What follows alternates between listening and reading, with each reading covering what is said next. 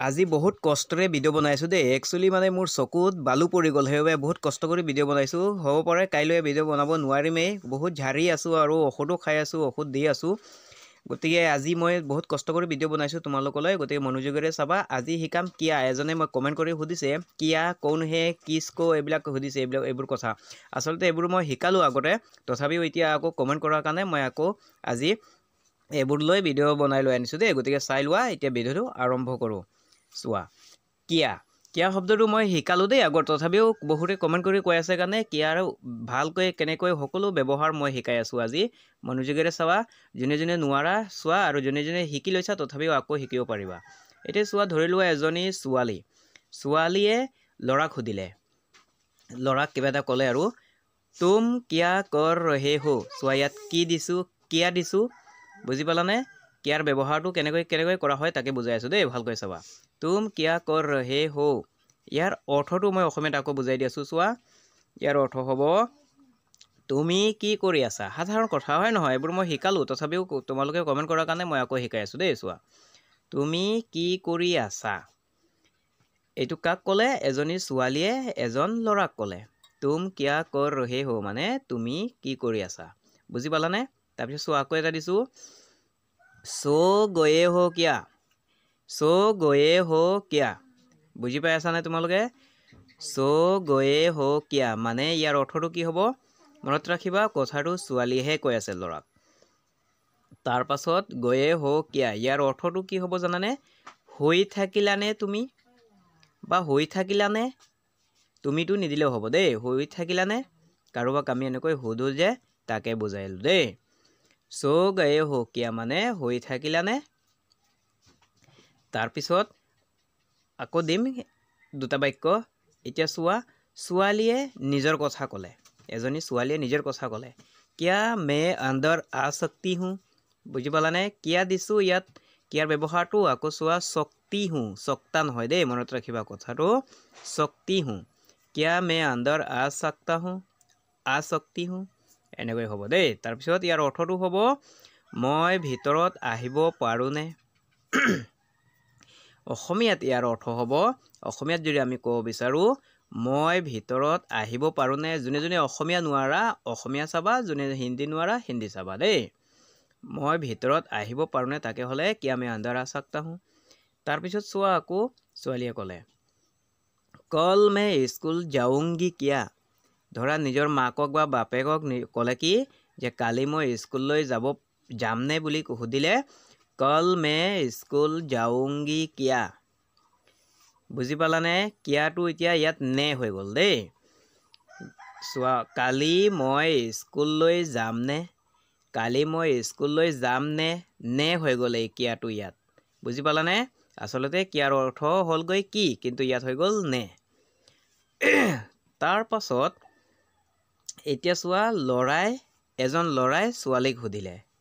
তাৰপিছত এই কিয়াটো কেনেকৈ হৈ যাব, বাক্যটো চোৱা, কিয়াটো কিয়াই থাকে, বাক্যটো সলনি হৈ যায়। চোৱা, আজ তুম হি খানা পকাওগি কিয়া। মনত ৰাখিবা, ল'ৰা এজনে ছোৱালীক কৈ আছে, আজ তুম হি খানা পকাওগি কিয়া।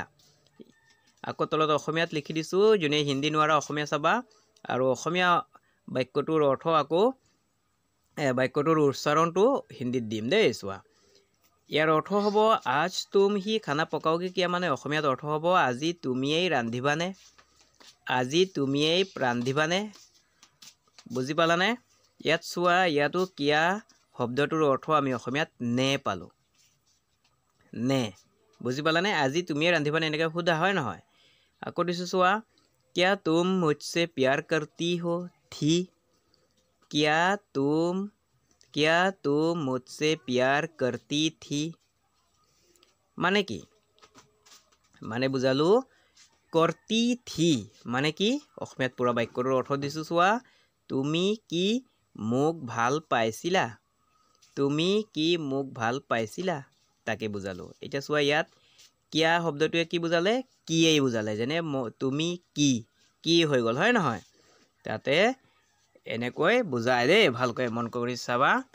তাৰপিছত দিছোঁ চোৱা, আকৌ ল'ৰায়ে কৈ আছে ছোৱালীক দেই, তুম वहाँ जाकर पहुँच गई क्या।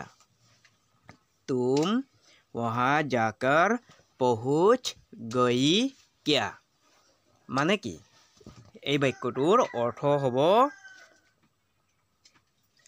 হ'ব তুমি তাত গৈ পালানে তুমি তাত গৈ পালানে আকৌ তলত লিখি দিছোঁ তুমি তাত গৈ পালানে বুজি পালানে গৈ মনত ৰাখিবা যাকৰ পহুঁচ গৈ মানে ইয়াত চোৱা দীৰ্ঘইকাৰ দিছোঁ দেই মনত ৰাখিবা আকৌ চোৱা দিছোঁ मुझसे नाराज हो क्या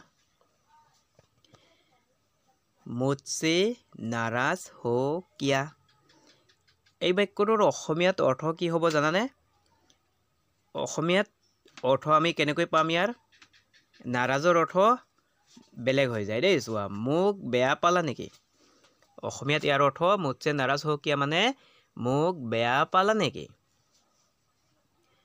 মোক বেয়া পালা নেকি মানে নাৰাজ মানে দুখিত হোৱা কিন্তু আমি অসমীয়াত কেনেকৈ পাম এইটো অৰ্থটো বুজি পাম মোক বেয়া পালা নেকি বুলি বুজি পাম দেই এতিয়া চোৱা এজন লৰাই নিজৰ কথা ক'ব মে চায় পি লু কিয়া মে চায় পি লু কিয়া মানে কি ইয়াৰ অৰ্থটো কি বুজি পালা ইয়াত চোৱা কিয়া দিছোঁ দেই আকৌ কিয়াৰ ব্যৱহাৰটোহে মই দি আছোঁ মে চায় পি লু কিয়া মানে মই চাহ খাই লওঁনে কাৰোবাক যদি সোধা এনেকৈ মই চাহ খাই লওঁনে তাকে বুজাই হিন্দীত মে চায় পি লু কিয়া বুজি পালানে আজি বহুত কষ্ট কৰি ভিডিঅ' বনাইছোঁ দেই মোৰ চকুত বালু সোমাই গ'ল ইমান কষ্ট পাই আছোঁ তথাপিও মই তোমালোকৰ কাৰণে বনাই আছোঁ চোৱা আকৌ দিলোঁ এটা বাক্য মে বড়া আদমি বন सकता हूँ क्या মে বড়া আদমি বন सकता हूँ क्या মানে কি ইয়াৰ অৰ্থ তোমালোকে জানাই নিশ্চয় তথাপিও মই আকৌ বুজাই দিছোঁ চোৱা অসমীয়াত মই ডাঙৰ মানুহ হ'ব পাৰিমনে মই ডাঙৰ মানুহ হ'ব পাৰিমনে যদি এনেকৈ কাৰোবাক ক'ব বিচাৰা তেতিয়াহ'লে তাৰ অৰ্থ হ'ব মে বড়া আদমি বন सकता हूँ क्या বুজি পালানে তাৰপিছত চোৱা ল'ৰা আৰু ছোৱালীয়ে একেলগে নিজৰ কথা কেনেকৈ ক'ব তাকে বুজাম কিয়াৰ ব্যৱহাৰটো দেই মনত ৰাখিবা চোৱা বাক্য দিছোঁ हम क्या कर सकते हैं हम क्या कर सकते हैं এনেকৈও তোমালোকে নিশ্চয় ক'ব পাৰিবা দেই हम क्या कर सकते हैं মানে এই বাক্যটোৰ অৰ্থ কেনেকৈ পাম আমি তোমালোকে চাই লোৱা অৰ্থটো পাম আমি অসমীয়াত हम क्या कर सकते हैं মানে আমি কি কৰিব পাৰিম আমি কি কৰিব পাৰিম বুজি পাই আছানে আৰু যোনে যি নোৱাৰা যি শব্দ এনেকৈ কমেণ্ট কৰি ক'বা আকৌ ভিডিঅ' বনাই লৈ আনিম দেই এতিয়া আজি খালি কিয়াৰহে শিকাম দেই মনত ৰাখিবা তাৰপিছত আকৌ এটা বাক্য দিছোঁ চোৱা हम उससे अच्छे हैं क्या हम उससे अच्छे हैं क्या যদি এনেকৈও ক'ব বিচাৰা তেতিয়াহ'লে ইয়াৰ অৰ্থটো কি হ'ব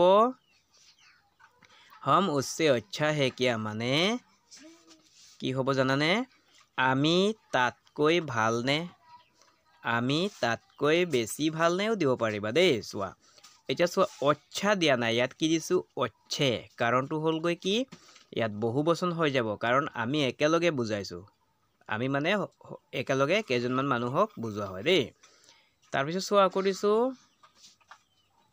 ল'ৰা ছোৱালী একেলগে আনৰ কথা কোৱা নিজৰ কথা ক'লে ইমান সময় এতিয়া আনৰ কথা কৈ আছোঁ চোৱা वे लोग मर जाएंगे क्या वे लोग मर जाएंगे क्या আমি এনেকৈ নকওঁ কথাটো তথাপিও ইয়াৰ অৰ্থটো কি হয় তাকে মই বুজাই আছোঁ চোৱা वे लोग मर जाएंगे क्या যদি এনেকৈ ক'ব বিচাৰা বাই চান্সত তেতিয়াহ'লে ইয়াৰ অৰ্থটো কি হ'ব বা কোনোবাই যদি কৈ দিলে তোমাক তুমি বুজি পাব লাগিব ইয়াৰ অৰ্থ তেওঁলোক মৰি যাবনে वे लोग मर जाएंगे क्या মানে তেওঁলোক মৰি যাবনে বুজি পাই আছানে তোমালোকে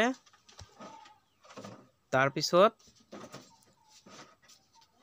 চোৱা এতিয়া আজি মানে শিকাম দেই, বেয়া নাপাবা। ভাবিছিলোঁ তোমালোকক মই ফোন নম্বৰটো দিম আৰু দি কিনি মানে ডাইৰেক্ট এনেতো কমেণ্টত মই দিছিলোঁ, যোনে যোনে কিবা সুধিছিলে বিচাৰিছিলে নম্বৰটো মই দিছিলোঁ, কিন্তু কোনেও কল কৰা নাই আজিলৈকে।